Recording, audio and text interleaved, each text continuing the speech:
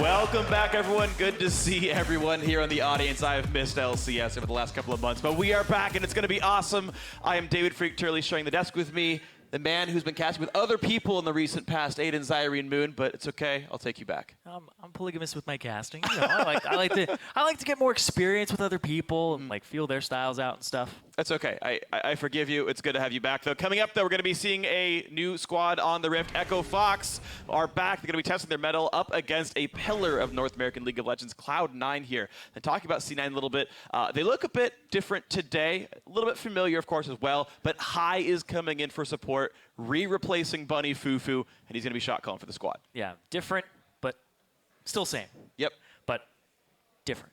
So High shot calling turned around Cloud9 in the 2015 summer split, but we'll have to see how he's affected by yet another role swap, this time participating with Sneaky in the bottom lane. And Cloud9, they ran into some difficulties yesterday against Immortals, a team that's looking to surge towards the top, and it will be interesting to see if High, can actually help new teammate Rush after underperforming yesterday. Maybe giving a little bit of that jungle experience he has from that role swap too, making sure that he knows where to be on this map with this team, and maybe help Jensen get a little bit of what he had when High was in the jungle, right? But he might be just what they need to pull off a win. We'll see what happens here. This could be a very, very exciting roster, of course, for Cloud9 if they can make this one happen. But let's talk about the team on the other side of the Rift. Echo Fox actually looked quite good in their first game against Team Impulse. It's a freshman team, and hey, look, right now they're 1-0 in the standings. They're one of only 3 teams that could end the week 2-0. But of course, yesterday's matchup was quite a bit easier. Yeah, coming off his win yesterday, Froggen said his team will likely be middle of the pack. Now, these two teams will meet in the middle and show who deserves to be a solid contender in the upcoming split.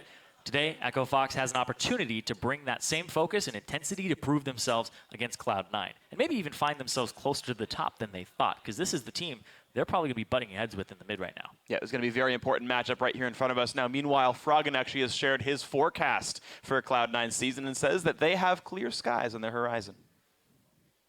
I think C9 still has potential to be a pretty good team. I mean, right now they have a lot of roster changes with like High switching to support, Limon to coach, and then Rush in the jungle.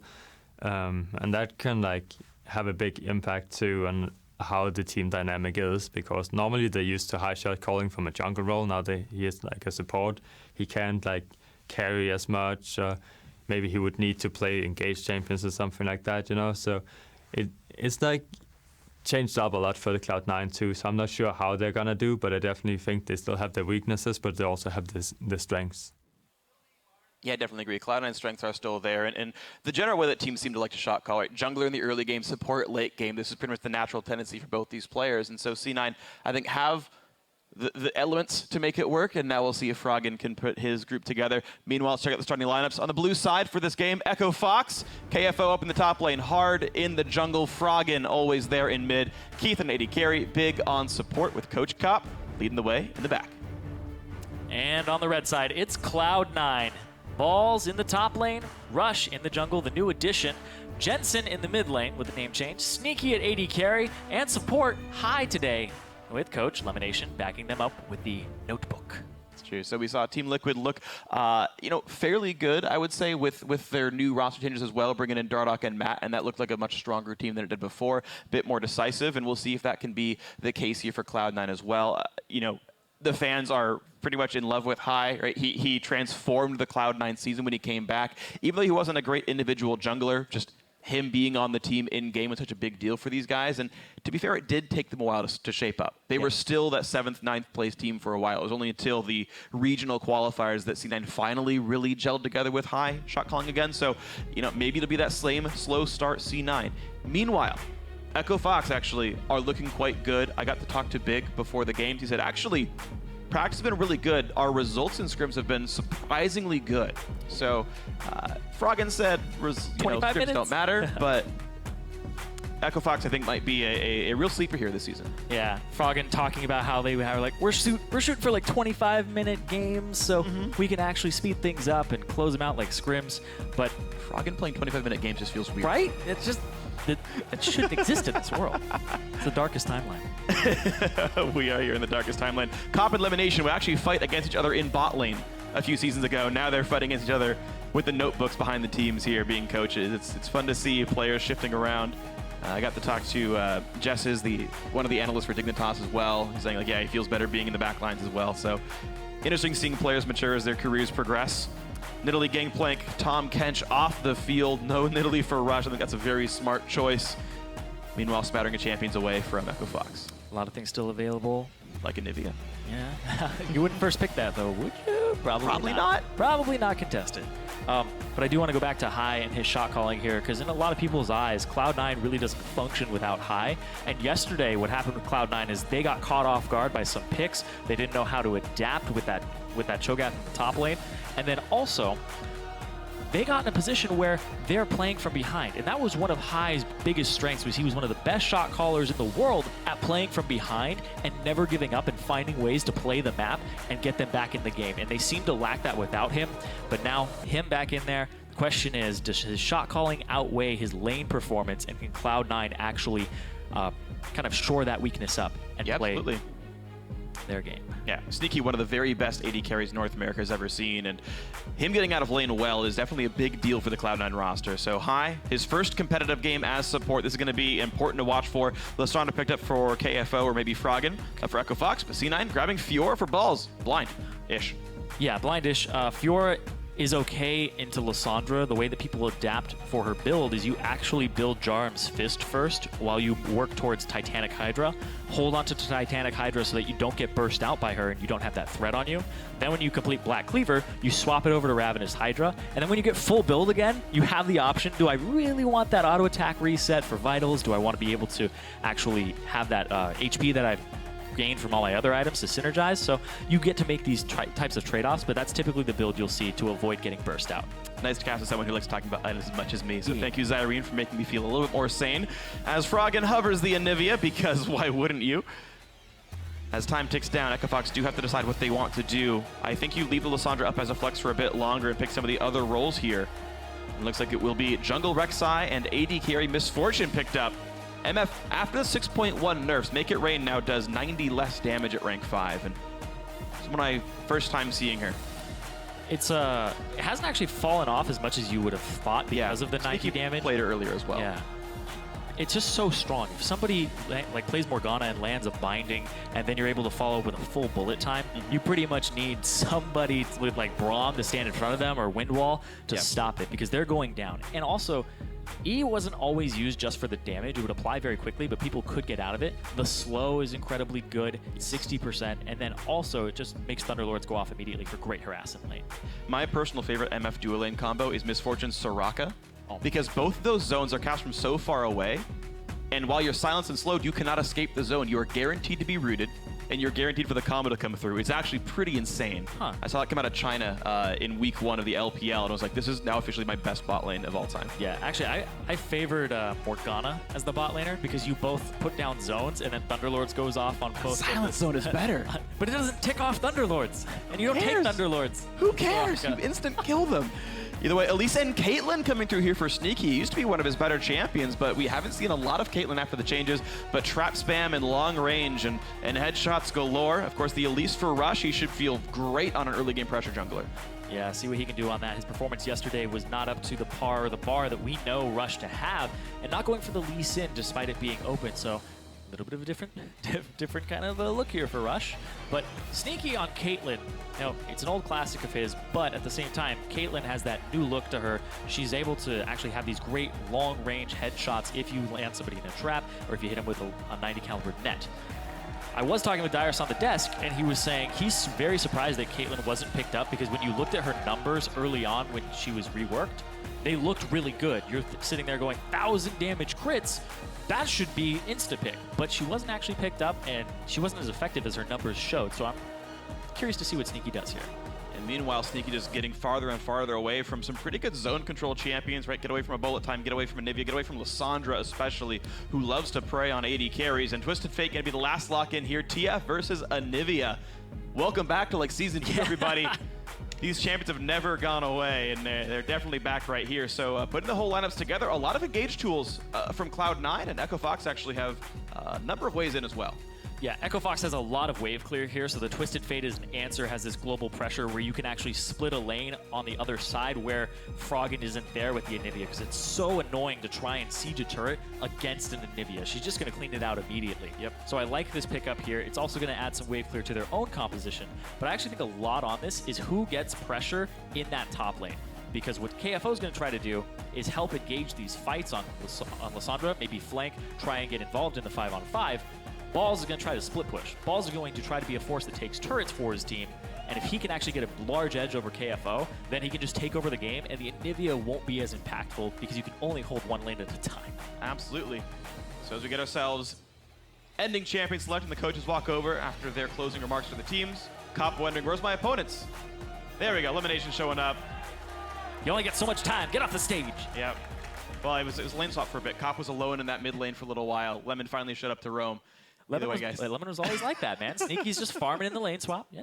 It's okay. We're good. Now, guys at home, head over to Twitter. Let us know who's going to take this game. Send your votes at Elevable Esports with the hashtag FoxWin or hashtag C9Win. Let us know who it's going to be. Echo Fox right now 1-0. Could end the week in first place. Cloud9 off to a rough start against Immortals yesterday, but now could answer back, be one of the middle of the pack teams at 1-1. Here we go into the game. Who's it going to be? Let us know.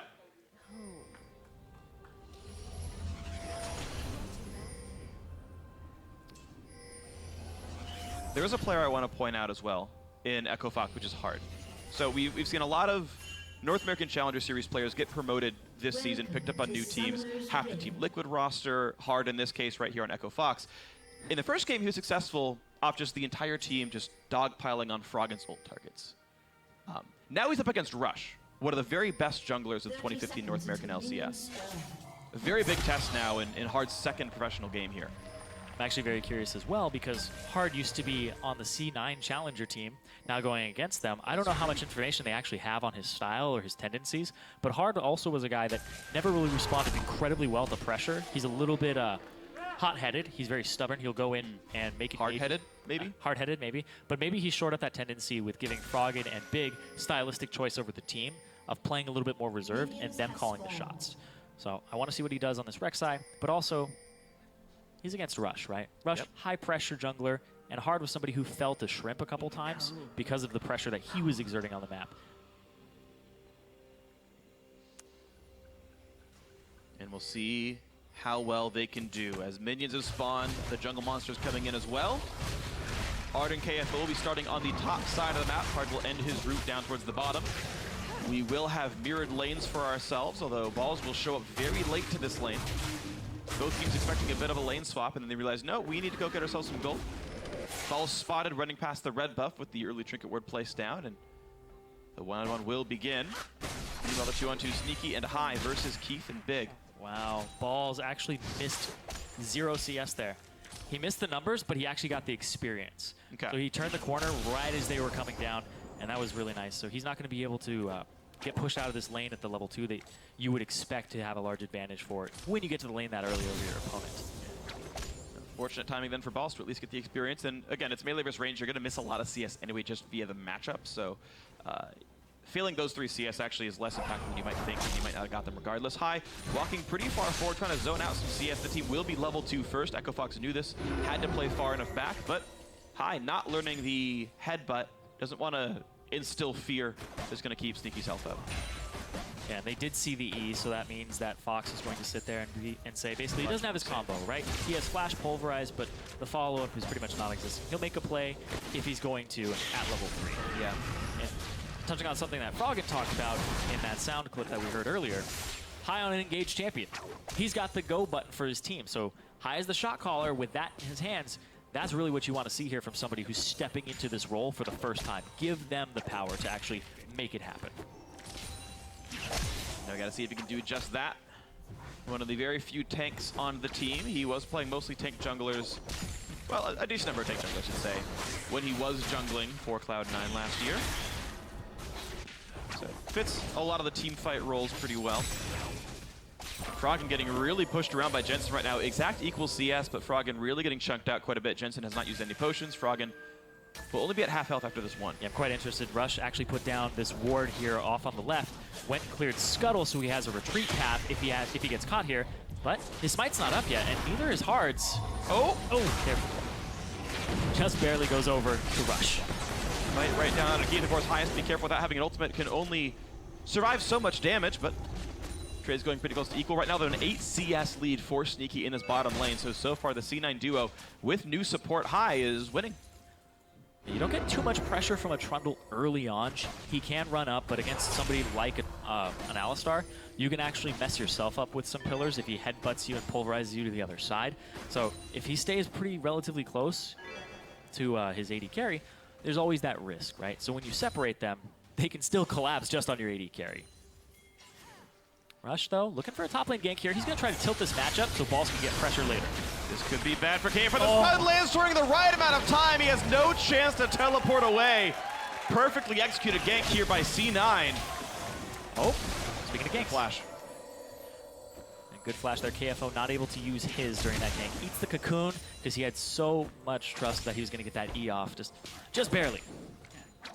Honestly, a small miss by the KFO as well. Of course, you could have popped the second half of E early to just get away from the cocoon. Not go full distance, but at least dodge it. Yeah. You could do it either way. You could actually just flash and then take the rest of the E. Sure. Or you could take the E early and then flash. But Hard, though, oh, yep. He knows the flash is down, and camping for Froggen, camp for your star member. Froggen has no mana. He can't stun. There's no follow-up there for the Anivia, but Sneaky on the wrong side of a pillar. You can see this combo. Lots of circles, and it does plenty of damage. High going after Big there. A little strange, but this could pop the egg. Ooh. Thunderlords, I think, was down after trading earlier. Yeah. Flash, pulverize. Here comes Rush for kill number 2. Keith, not a good spot. A good pillar buys some time. Summoner heal. They want him. They're going to get him. Sneaky, second kill of the game. And High with the go button there. That's exactly what you want to see for Cloud9 if you're one of their fans. High with the calls, and Balls with the pressure. Yeah, he got a gank. He got a gank from Rush. He got first blood gold as well. He's got a Tiamat. He's got to feel good. Yeah, you really have to respect a lot of the playmaking potential in that bot lane, but you also have to respect the fact that now Balls has that kill. He has the Tiamat early, and he's going to be able to actually take on KFO, who has no damaging stats at the moment, aside from the Doran's Ring. So when you go for the Rod of Ages, the build-up to it is pretty much just sustained stuff. How long does it take? Ages. That's why they call it that. No. Well, yeah, it's not even that funny of a joke. It was already built into the item name.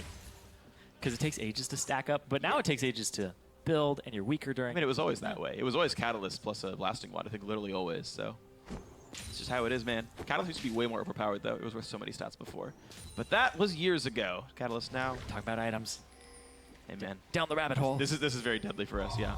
But Bunny Poop's not in this game. All right, so 1,200 gold lead for Cloud9. Rush has managed to give the kills over to the correct people as well. He is ganked, but only got an assist, so Balls is ahead, Sneaky's ahead, and that is a good thing for Cloud9 fans here. I wouldn't be surprised to see Rush or Jensen move their pressure back down to this bottom lane where High is, because when the shot caller is in a lane, you usually actually gravitate towards them, and with the summoner spells of Fox down in the bottom lane, with Keith and Big vulnerable, if they press anywhere past that middle line of the lane, yeah, exactly. And also, C9 have some good wards that see people coming towards them, and they also have a pink ward in the top right. God, this lane sucks. Look at these minions right here. Yeah, look how outnumbered this minion wave is. Sneaky can freeze this in perpetuity. Keith is basically not allowed to CS anymore without getting potentially ganked. Hard, they're going to go top lane. He's going to look to knock this guy down. Balls will have to burn Flash. Not wanting to risk trying to repost a knockup. Look at that. You saw Jensen actually on the minimap go off to the right side, and then the bottom lane of Fox just says, okay, we'll take Krugs. Krug time. Krug life. It's worth half a wave-ish. Balls, though, with the pressure. He actually got to see Hard back, so they have full information on where the jungler is at the moment, but not anymore. Now they know he's somewhere in his own jungle. That's where all the Rek'Sai tunnels were, so guess where one of the buffs might be and move on from there. Jensen got the blue buff donated, which means Echo Fox can infer Rush's location, at least on the bottom side. Hey, bot lane, be careful. Oh, everybody looks like it's going to be a party in this bot lane here. Balls has TP, but so does Jensen. So that could be a very outnumbered fight very quickly with Rush sneaking up the back of this lane. Ball's also got a much better teleport. Here comes Jensen. Okay, here comes the dive. TP being burned. Here comes everybody at all. Keith locked up under his turret. There's the damage. Jensen staying alive because the turret is still on high. He was taking it, walks away just in time, drops the aggro. Perfectly executed dive by Cloud9. 2 for 0, no casualties. 5-man in the bot lane. C9 can pick up this turret as well with the pressure that they have. And oh, our screens are gray. Yeah. See, this is now the first-person view of the Echo Fox bottom lane. The screens are gray until you can respawn and act again. It's funny, shush. I love how you're the one who's like, it's funny to me. No, I respect the players. They're very good. I'm just making jokes about Yeah, how yeah. C9 is crushing this game right now. But the big part of why that was able to happen is KFO doesn't have TP. They were well aware of it because when the gank happened top to get balls that first kill, KFO TP'd back so he wouldn't have a large level disadvantage, which against Fiora, if she hits 6 first, can actually 1v1 you rather easily. And so he had his summoners down, and thankfully he got a gank in return. But the fact that his summoner is down and Balls has his and was just hanging on to it made the whole difference there. Yeah. But Froggen backed. Jensen, no tabs on him, able to come down bottom as well. So. Very intelligent stuff right there. So Cloud9 making very intelligent plays, communicating summoner cooldowns, communicating the lane situation as well. And that's what's so scary, right? When you're a summonerless bottom lane. And by the way, real quick to see what this pause is about, Big is reporting some keyboard trouble. So we pause this game. We're going to figure out what's going on with him. But hopefully this will be back underway soon. But yeah, so bot lane was in the worst possible situation. They burned summoners and still died into a gank. So now for 5 minutes, they are summonerless and escapeless and are still potential prey. If the lane pushes towards the enemy turret, they can get dived by TF. Yep. If lane pushes towards their own turret, High is level 6 and Alistair dives it, ignores the turret, you still die. There is really no play Echo Fox could have made for that bottom lane to stay reasonably afloat. And the thing as well here is that this bottom lane, without the summoners that you were talking about, you're pretty much going to expect this. I said even before it happened, High's in the bottom lane. You're going to expect a lot of people to come down to whatever lane has the shot caller. And it happens all the time. If the shot caller is a top laner, you usually are calling the jungle to your lane and vice versa, right?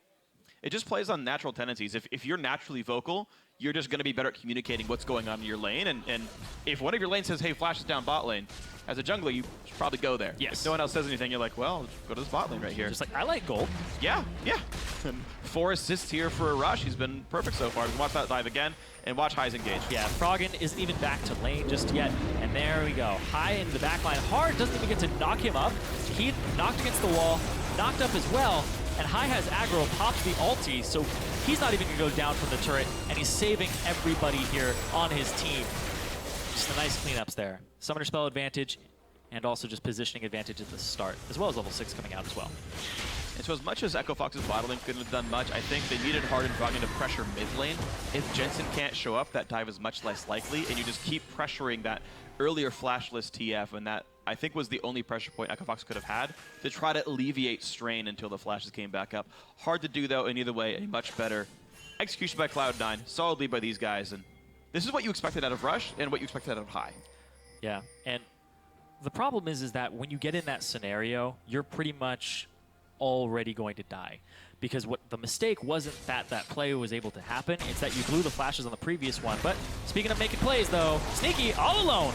And a pillar stops him up, so Sneaky's got nothing to do right here. Has to walk forward away from bullet time. Keith pulls aggro. He's going to survive this, though, and get his first kill of the game. Oh. And High, out of nowhere, over the wall. Flash burn. Froggen ice balls himself off. Cocoon by Rush, though, is in range. Burns the egg, and who's going to get the gold? They can give to whoever they want. Jensen takes it 5-1 Cloud9. That wall almost able to keep Rush out, but the Cocoon over it, and just the CC back-to-back. That's one of those moments as well. People are able to collapse on you, but they do get a turret on the bottom side as an answer for this one that's going to go down in the mid lane. And that's the price of your support roaming. You can go into that lane right away. They do pick out Sneaky well, but of course C9 getting more because their team is able to stick. Yeah, and exactly. KFO, he's pulled to the middle lane because they don't want to lose the tier 2, and they need to have wave clear here. That's going to give Balls the top lane turret. No problem. He's just been free pushing this entire time. And he's getting farther and farther ahead in farm. There's also the Joram Fist you talked about during the pregame as well. Ball's getting a little bit of health to make sure the matchup goes well. And Balls can even freeze this lane. It's like to play the lane swap game, but, you know, 15 minutes later, well, 10 minutes later, I should say. A little bit of a miscommunication, too, at least in my opinion, is KFO used his teleport to be a part of that 3-man dive. and he didn't even end up with an assist. So now he doesn't have TP. Balls will have it ahead of him again, and now Balls has the opportunity to make another play on the Fox team. That was one of the concerns with mixed language teams here. Echo Fox, picking the best players they can find, but sometimes that doesn't always work out for communication. We've seen TSM have a slow start because of not language, but coordination issues with the new roster. And some teams have slower starters. Echo Fox, you're seeing some of the teams because of that. Also, it could just be too many resources, right? Fox is a new team overall, and Big, we know he has a lot on his shoulders with the shot calling here. So if he's saying, we need to dive this and get everybody here, it's just too many resources, just an overcommitment. And then you lose a lot more on the other side of the map. Yeah. So when you're ending up in the LCS with teams that are going to punish you like this, you have to expect it. But Echo Fox still making some good plays. You can see they've come back right into the mid lane. You can see the dual lane of C9 already went up to the top despite the outer turret being gone. And it means Echo Fox able to jump in there, get what they wanted. And the turret score getting closer to equal, but of course the kills still have C9 at a pretty distinct advantage. Yeah, about 4,000 gold here. Balls with complete pressure in the bottom lane. And you can see here, KFO went for Catalyst, got his boots because they're very cheap, but then he starts going for a Seeker's Arm Guard just because he needs some type of defense to survive. So he's delaying his Rod of Ages even more. It's literally going to take ages now. Like, I think you're actually more durable by just finishing the Roa than actually going towards Arm Guard. Arm Guard's 1,200 gold, Roa's maybe about 1,400-ish. Like, it's a bit more expensive from where he is right now, but it's just more stats that way. I think it's actually just flatly incorrect by KFO right now. But instant gratification. I want the armor. It actually also has to stack up, by the way. Like, it's not even like it's a better mechanic in terms of right now getting stats. Oh, well, it's not the biggest deal in the world, to be completely honest. I just like to nitpick. Sneaky high. I almost said Sneaky Lemon, by the way, even though he's not in the game. It's just, it's been 2 years of that, like, being the lane 2.5 now, so. Yeah, you just got me right there. I was like, have I ever said Lemon this game yet? During the coaching part, yeah. Yeah. But Sneaky and High, yeah, pushing this lane up together. High absorbing quite a bit of XP. He's actually fairly high level for support, level 8 right now.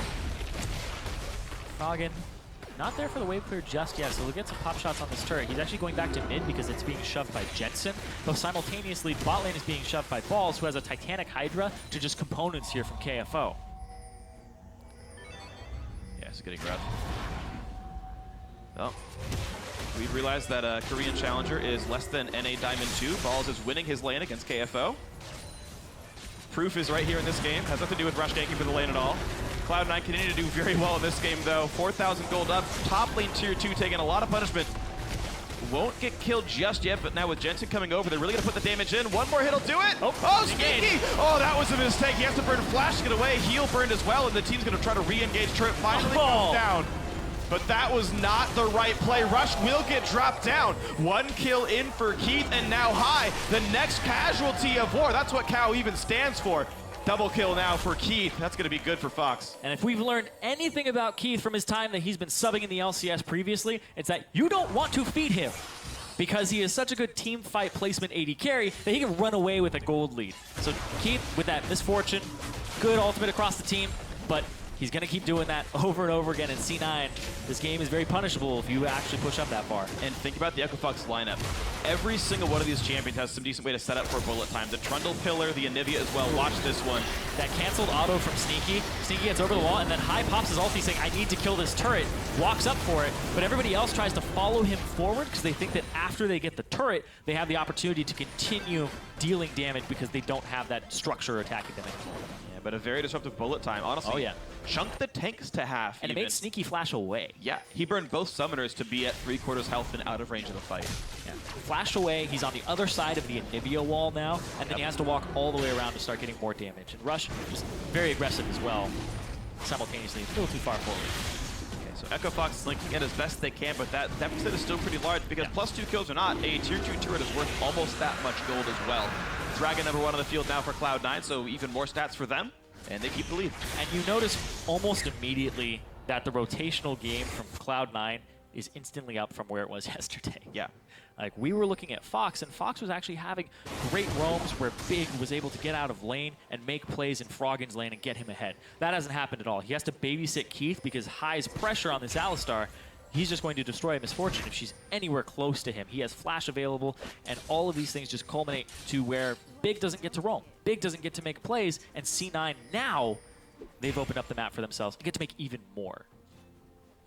Let's see what's next for them. Jensen's got to feel pretty good about this one. Plenty of cooldown reduction in his build. The Lich Bane is going to be next up there. I'm sure he can get his next few items in, but 20 CDR in his build already. He's going to be able to get plenty of bolts out. And you can see C9 not trying to push that hard. You saw how slowly Sneaky was killing minions. They want these lanes to be away from the Echo Fox turrets to find those picks. Yeah, and TP available for KFO. KFO now not even completing the Seeker's Arm Guard, going towards his Rod of Ages, but he has the opportunity to make a play on a squishy member. Sneaky has no flash when he flashed the Anivia wall, so they're well aware of this might be a window that they're able to exploit a tiny bit on Echo Fox's side. I feel bad for KFO. He's had so little gold, he's just forced to buy components. You can see he I feel like he recalled with like 750 gold, couldn't get a blasting wand, so he bought like a cloth armor and an amplifying tome, and then said, okay, well now I can start putting together Rod of Ages, and just like has had crappy recalls. And it's unfortunate, like that happens to you sometimes. Unlucky. Yeah. Literally unlucky. Literally unlucky in you know, in almost exact terms here. So still, C9 trying to play these extended lanes. Top lane tier 2 is dead, so there's actually a lot of room to jump into KFO as well up there alongside Balls. And C9 are going to go for 1-3-1s almost always now, because High has the engage potential to dive in if there's a numbers disadvantage for Fox, so he's able to dive turrets rather easily. Jensen and Balls both have ways to get there, and Froggen doesn't really have a way to answer. He'd have to rotate early, but then there's more threat with this Lich Bane on Jensen to actually take a turret if Froggen leaves it unattended.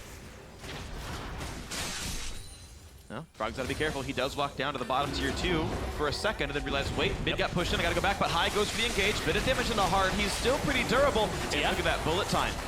Dropping 2 of the tanks down to about half HP. High's got to take some time regenerating that health. You can just see how everybody on the minimap is positioning. Jensen gets out of vision of Froggen and goes around the side where Raptors are. He just waits. Is this the opportunity for me to go without getting stunned by Anivia? And Froggen's now coming down as Jensen is pushing this wave. They're just playing this game back and forth. And High, he's a very micromanaging shot caller. He will say, go forward, go back. He likes to play chess with all the members of his team. Yeah, but this created a situation though. Jensen with a Lich Bane getting some very significant damage in this tier 2 turret. He knows Balls right up to the side. Block on the red card, throw some more attacks down. Be a little bit careful, but you can see he's able to keep the right range. And with Froggen forced to defend that bot lane 3-man push, some pressure goes into the mid. About one more hit left on that turret, but we saw what happened last time there was one hit on a turret.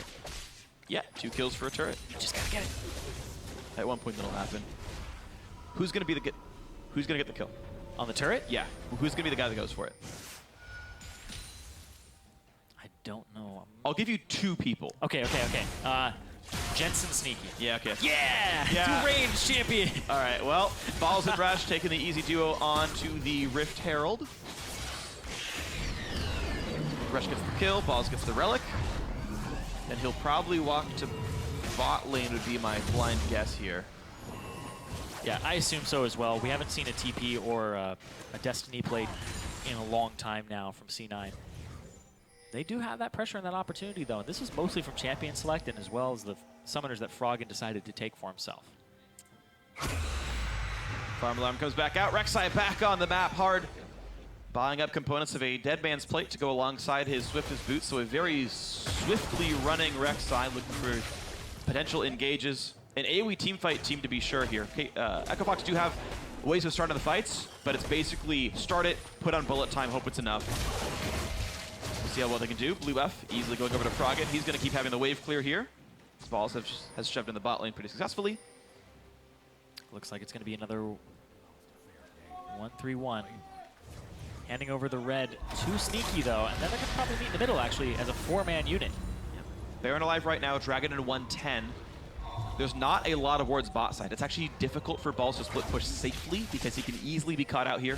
Keith takes some poke. He'll have to regen that back before too long. He also hasn't fought in a while. 1,100 gold in Keith's inventory right now. And when you're already down a bunch of gold, your AD carry missing 25 AD, kind of a big deal. Echo Fox really trying to make a play here. Of course, Sneaky's being seen in the top lane, just shoving a wave in. But again, with the gold deficit, Echo Fox can't make a 4v3 do anything. Jensen's able to wave clear safely enough, and all is well. Cut off Balls. They're going to go towards bottom. They're going to try to flank him with 5 people, but at the same time, if Balls can possibly just stall them, and then they make a Baron call from C9. You're seeing that. They're going back and forth. They're saying, well, that's the risk. You saw the pings on Baron. Yep. So Balls only has, looks like just hard coming after him. We're going back and forth. You never quite know what's going to end up happening here. Of course, Fiora is such a dynamic champion. She can riposte the Lissandra ultimate, and then you just kind of laugh as nothing happened. He going for the fight right now. Doesn't block a ton, does not land a stun with the riposte, so he didn't block any major CCs here. High on the wrong side of a pillar, but there's just not much damage to do to him here. No chance to really commit. Rush now in the backs, and look at that. That wall. Making High burn the ulti. That is a very big deal. Oh, Tank is no longer tanky now. Jensen has to flash away as well. Some great pillars by Big and great walls by Froggen have burned two very important cooldowns from Cloud9. There's a lot of ways to cut off terrain and escapes from this Fox team that if you're left in some type of choke point, Keith is just going to annihilate your squad. And Cloud9 is now on the wrong side of the lane. They are all on the left side jungle. Echo Fox is here. They are ready to posture up. Now, TP. How much can they block off? Here's the TF ulti. Here's the teleport in from KFO as well. Balls on the side, getting cut off, and Cloud9 castrated. The top laner is gone from this one. Sneaky now in the back lines, running away from KFO, and the shutdown comes through though. Keith is dead and Sneaky is up. Now KFO on the wrong side of this one. Down he goes. A flash knockup, but Hard doesn't have the damage. And Jensen gets the killing spree, knocking down Big. Hard gonna be double killed as Sneaky gets farther and farther ahead. A 4-for-0 in favor of Cloud9. And that was Cloud9 with the shot calling. Once again, the dividing. TP here, we're coming to back you up. And they also blew Jensen's ultimate to see everyone, to find the positions, and also to relocate. Really well played there, and there's the Baron falling into their hands. Froggen too far away to have anything to do with it. Solid smite by Rush just to make sure. Big lead for Cloud9. Good TP, good ultimate. Jensen also blocks off the bottom part. Now they're flanked from 3 angles, and they've committed to the right side. Rush then comes in to finish off Keith, and that's that big bullet time threat down. Now, they get the stun on KFO, 2 damage dealers down, and Froggen pretty much has to run for his life at this point. Walls himself off with everybody else dead. And that's so unfortunate for Echo Fox. Keith actually had all his summoners and his ulti available in that fight. The fact that he got soloed out, didn't heal or flash in time, never got to do what he needed to do, huge, because that could have been a much better fight for them. And that was the positioning of Balls coming from the right, High from the left, and then Jensen from the bottom. At that point, if you call Keith as the primary target, you're at least going to get a headbutt pulverize on him, or a gold card, or you're just going to have Fiora damage all over him. But now Fiora damage all over Hard right now, trying to get as many of the vitals as possible, and Hard will be killed. A giant heal, and Balls will survive through the bullet time. Keith! Keith knocked into the team. Beautiful play by High. Rush now on the chase as well. High gets aggro. That's pretty crucial for C9 right here. Rush just doesn't take enough damage even through the Lissandra ulti. And Cloud9 staying alive. The wave clear back and forth doesn't mean too much. C9 very far ahead. High is never going to get to retire.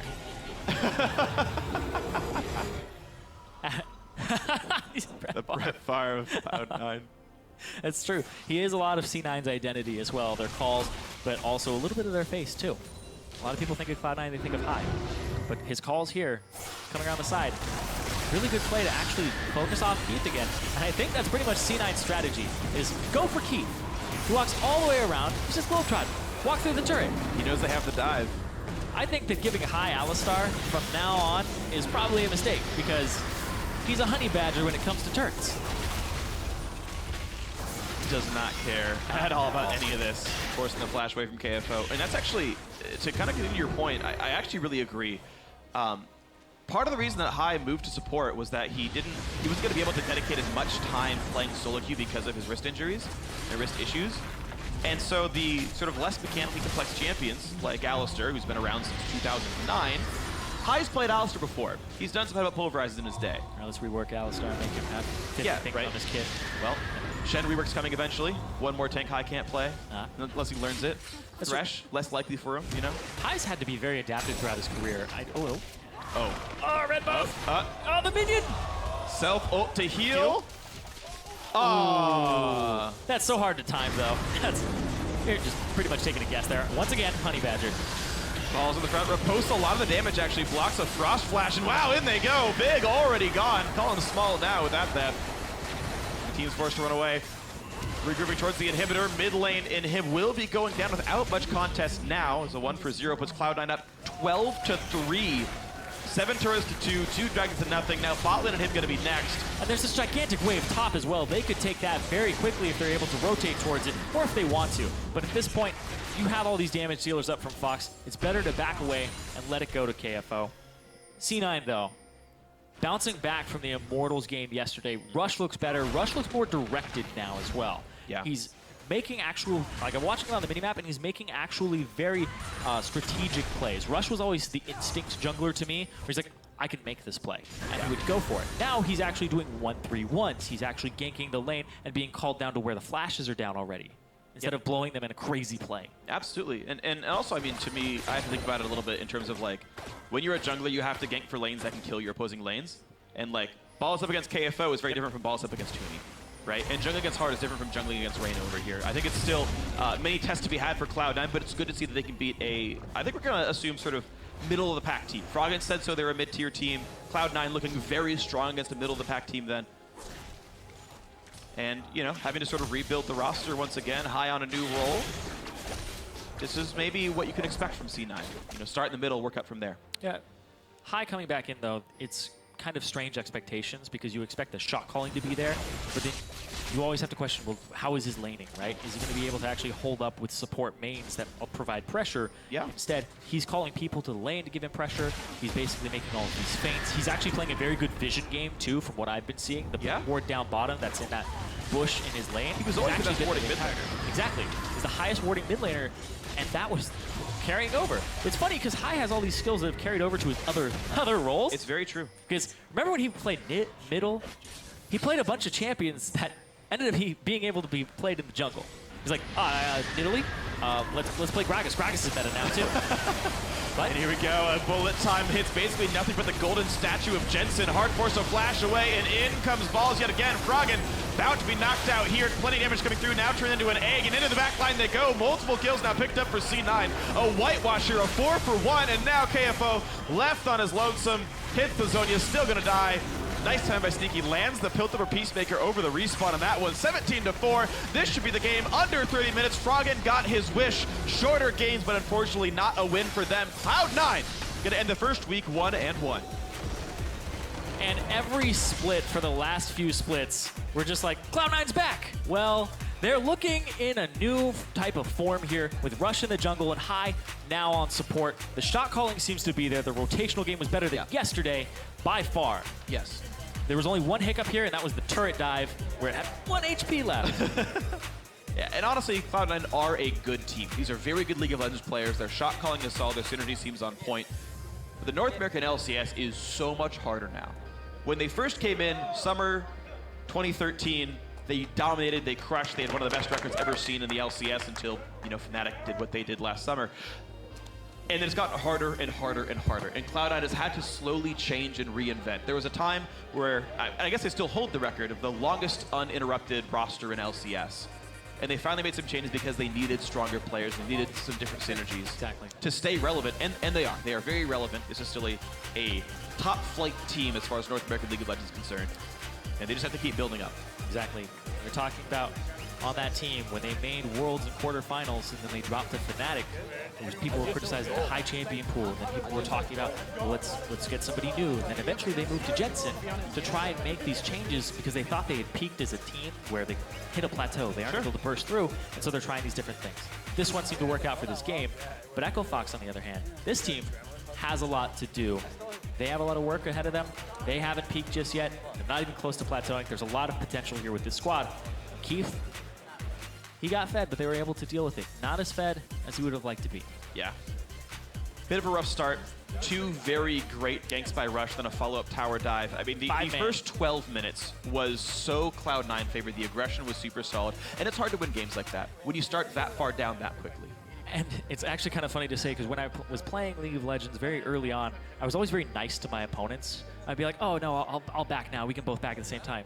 You have to be mean in this game. You have to be, oh, you don't have flashes? Double TP. Yeah. Over and over again. And try to take advantage of them. Exactly. You have to be really mean. Like, you basically, like, the way to, like, play jungle and play League of Legends is to try to make people tilt, essentially. Not specifically to make them tilt, but that's like the right place to go. Yes, Are they it already is. losing? Make them lose harder. Go get fed. And attacking the pain points constantly, attacking the pressure points, the repeated dives. As soon as Alistair's hit 6, everyone goes show up. Great play by C9. Exactly. Right, the coordination was there. You saw it click right away. We'll see if they can do more of that next week. But for now, for the lowdown of that game, let's throw it down to Riv with C9's shot caller. Hey guys, what's up? Very nice cast on the day, but I am joined by High of Cloud9 after their victory. High, I kind of want to take a step back to yesterday real quick and kind of figure out, what was the dynamic and kind of what was the falter for Cloud9 on the first day? Well, they did their 1v2 really bad yesterday, and that snowballed into the game going bad. And it was really just that minor mistake, honestly. And I got to ask, because I'm sure everybody's seen it. We see it every time you come back. You have such an influence on this team. What does that mean to you, and how does it feel to kind of have that, not power over your team, but ability to come back and get them to kind of push for that extra percent? I don't know.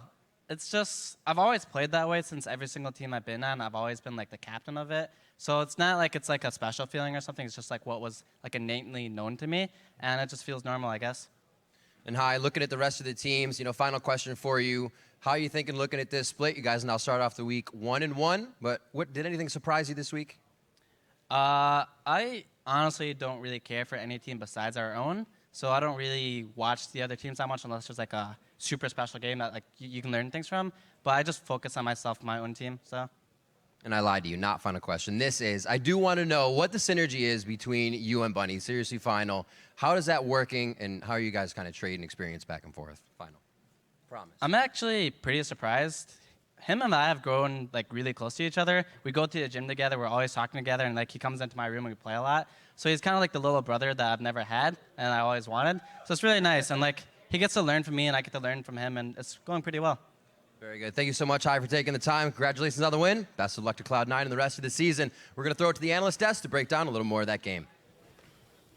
Thank you, Riv. It was a very clear difference between yesterday's game and today's game, but I do want to get into what those differences were. And I think it is important to establish first the opponents. Yesterday, Immortals, who a lot of people are looking at as a top 2 team in the North American LCS before the season even starts, and they definitely played that way yesterday. Today, against Echo Fox, a team that is much newer amateurs with only Froggen at the helm. Yeah, it felt like 2 totally different teams. Both Cloud9 was a different team, and their opponents were obviously far different teams. Immortals played so quick, and even if we think of the way Echo Fox won yesterday, they played very slow and methodical. Froggen was waiting on flash cooldowns, basically. Every time he could flash, he would kill Gate.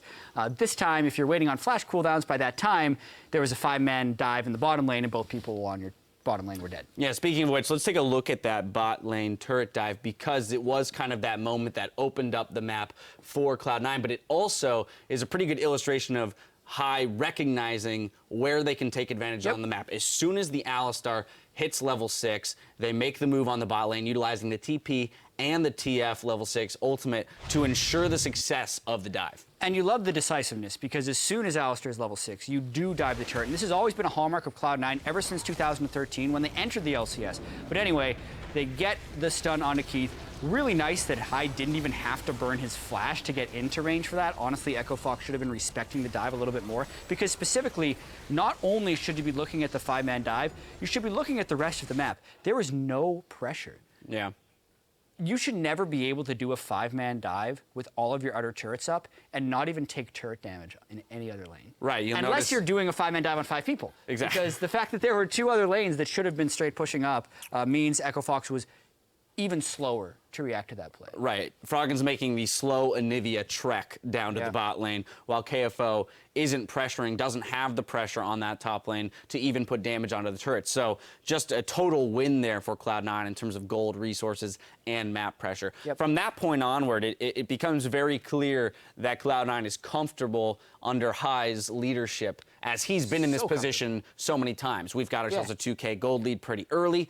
And now I don't have tough decisions to make anymore. Yeah, even Rush looked pretty good in this game, right? He got pretty far behind Reignover in the last game. It's not like Rush has never looked good before, but you're wondering how well will Rush be able to follow along commands from a different shot caller versus just kind of doing whatever he wants and finding ways to win the game.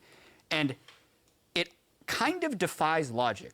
Every time High steps onto this team, everyone seems to play with their own sense of purpose because it is literally impossible to micromanage 5 people in the laning phase. Yet time and time again, it seems like Cloud9 just lanes better with high in the game. Right, there's that slight level up. Yeah. You know, that being said, there's still some, minor misplays here and there, plenty of things to work on, lessons for them to learn, taking away. I do want to touch on Echo Fox just briefly. Sure. For them, it is a little bit of a tougher loss for them to receive, to be beat in such fashion. But I do feel that even from those first, 10, 12, 15 minutes, there are learning points for these young players to go back at that tape and very clearly see this is something I should have improved. You could see KFO was fairly nervous in a lot of these situations. We know he has high mechanics based on his position in Korean Challenger. But there were a couple instances of this game, like when he Lysandre ulted himself under a turret. Nothing was killing him from that. I don't think that there was a red buff ticking, but I'm pretty sure he was fine regardless. It was tricky, but he wasn't playing well.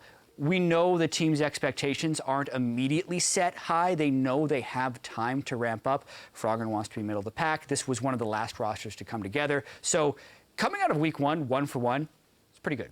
And as long as they keep their mindset, they can build on this. Both of these teams, with their roster changes or the formation of Echo Fox's roster, 1-1, they'll probably be happy with that. Now, coming up next, we'll find out if Team Impulse can prevent Immortals from a 2-0 start to the split. So don't go anywhere. We'll be right back.